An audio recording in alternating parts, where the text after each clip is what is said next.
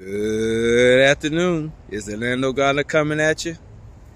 And boy, do I have a special guest here today and his son. We're here in the garden and I want to let him introduce himself because let me tell y'all something. This guy is doing something special in his home state of Georgia. Not in Homestead, not in Miami, not in West Palm, not in Orlando, but Georgia. Why don't you introduce yourself and welcome to the garden. I'm Justin Anthony, here visiting and having a good time. Awesome. So tell us what you got going on in Statesboro, Georgia. Something amazing, something that most people aren't doing. I'm growing mangoes in the ground. So I protect them in the wintertime. I've got mango, avocado, sapodilla. Just got me a star fruit.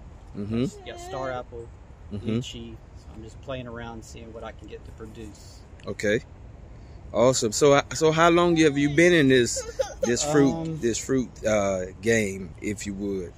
I've been growing mangoes probably about a decade, and I've lost a lot of trees and learned a lot of expensive lessons. And now I've got it to where I'm pretty comfortable in my ability to produce with them. So now it's just a matter of selecting the right varieties for my area. Okay. And size is the main thing because I have to keep them small because I have to protect them. Right. But other than that, flavor is next. Yeah. Height, and then I got to get the flavor. Got to get the flavor now. This guy has been telling me about all the different varieties he has up in Georgia, y'all. So what varieties do you have up there? I probably have to look at my list to yeah. name it all. Give us about 10 of them. Well, yeah, there's 10 in the main house, and then I probably got about 40 varieties. About 40.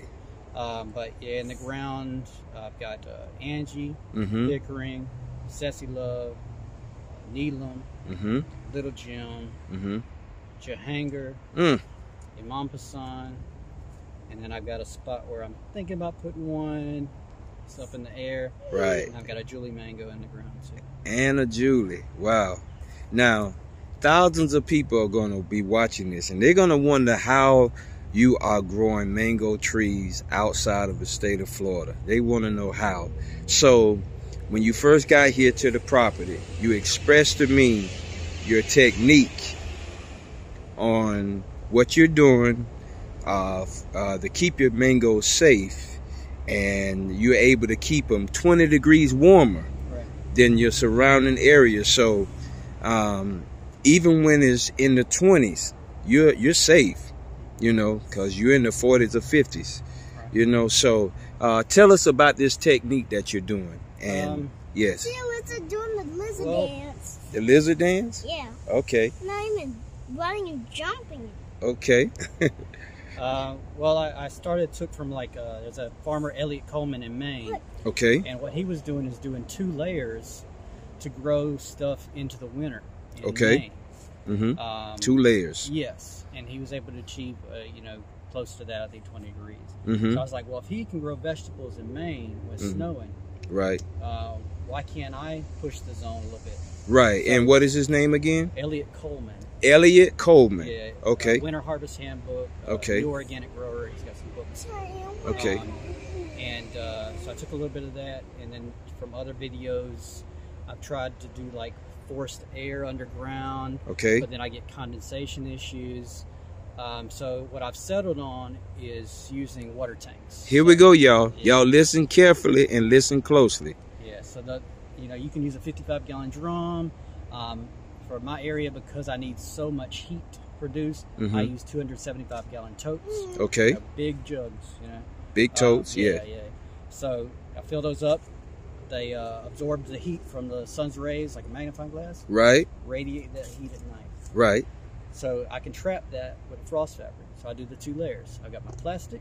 Yes. And then I've got the frost fabric that I put over those to insulate it and to help that heat be trapped. Okay. And that's how I get my temperature change. Okay, and you put those over the trees? Yes. Okay. Yes. All right. Unfortunately, right now, that's how I have to do it. Now, I think once I get enough water tanks in there, it takes up space. Right. But I think if I get enough water tanks, I might not need the layers because I only get a little bit of tip burn on my avocados. Okay.